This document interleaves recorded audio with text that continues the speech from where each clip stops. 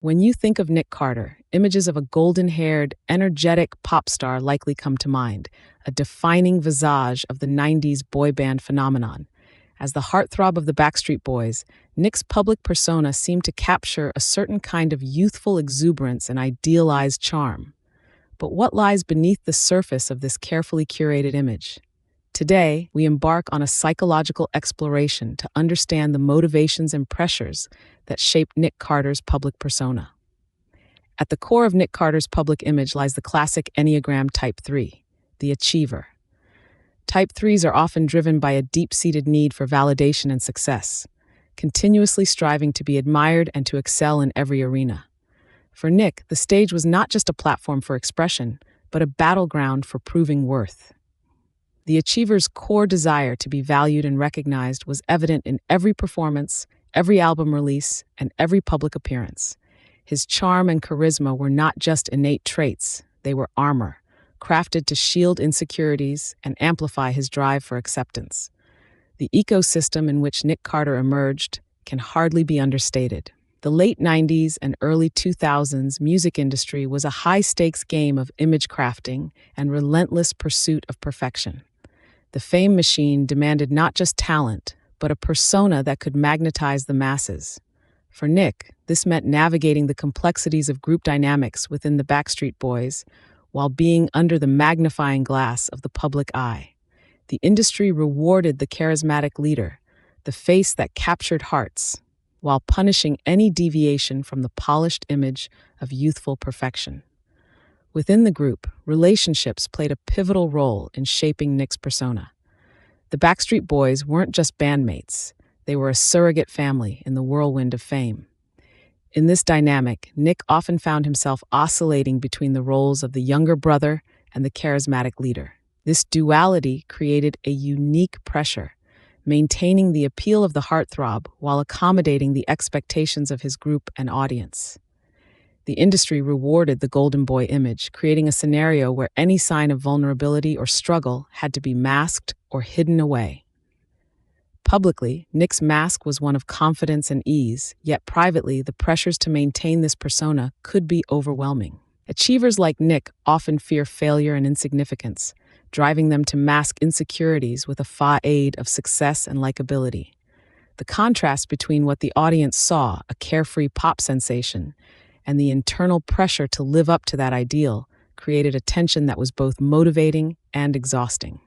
The very gifts that made Nick a standout performer, his charm and energy, also became the chains that bound him to a role that felt increasingly constricting. In the realm of growth and shadow, Nick Carter's journey offers a compelling study in duality.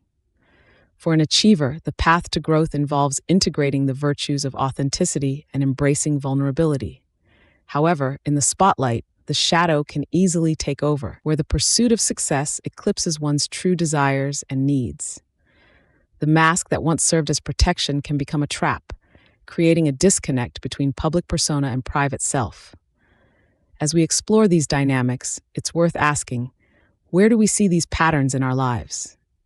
Have you ever felt the need to play a role to meet the expectations of others or to be valued? The story of Nick Carter is not just about the pressures of fame. It's a reflection on the universal struggle between authenticity and the roles we feel compelled to play. Nick's journey invites us to consider the masks we wear, the pressures we succumb to, and the paths we choose in search of acceptance and success. As you ponder these questions, remember that the pursuit of authenticity is a journey, not a destination, and it begins with recognizing the roles we inhabit in our own lives. Nick Carter's story becomes even more poignant when we examine the specific moments of his career that exemplify these psychological patterns. At the height of the Backstreet Boys' fame, every performance was a testament to the group's synchronized harmony, both musically and in terms of public image. Yet, behind the scenes, Nick wrestled with the Enneagram 3's shadow, the fear of being unmasked as a failure. This fear was not just theoretical. It translated into a relentless drive to outdo previous successes, to deliver more, to be more. Consider the high-energy performances that defined their concerts. Each one was a carefully orchestrated spectacle, requiring not only vocal precision, but also the physical stamina to sustain the image of the carefree heartthrob. Here, Nick's role was not just to sing, but to embody the fantasy that fans were drawn to. The pressure to maintain this image created an internal dialogue that questioned his worth beyond the spotlight. Was his value tied solely to his ability to entertain? Or could he be loved for who he truly was beneath the stage persona? The pressures mounted as the group faced the inevitable ebb and flow of popularity. With each album cycle, there was an unspoken demand to innovate without losing the essence of what made them beloved. For Nick, this was a double-edged sword. On one hand, there was the thrill of reinvention, an opportunity to prove his worth anew.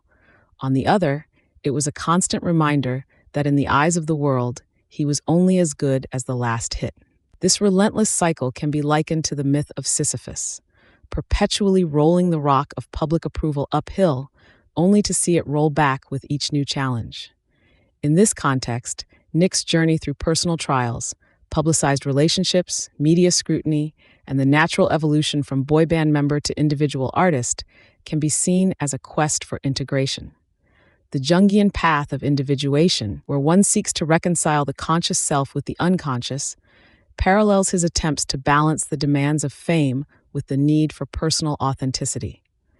This is where the mentor archetype, in the form of personal mentors and close confidants, plays a crucial role. These figures provide the reflective surface needed for Nick to see beyond the accolades and confront his true desires and fears. In interviews and public appearances, glimpses of Nick's vulnerability have surfaced, revealing moments where the mask slips and the authentic self peeks through. These instances are not failures, but rather profound expressions of the human condition, where the desire for connection and understanding transcends the superficial allure of celebrity. For Nick, the integration of shadow involves acknowledging the parts of himself that the public eye does not often see: the doubts, the insecurities, and the genuine longing for connection. This is not a rejection of his public persona, but a deepening of it, allowing for a more nuanced and authentic presence.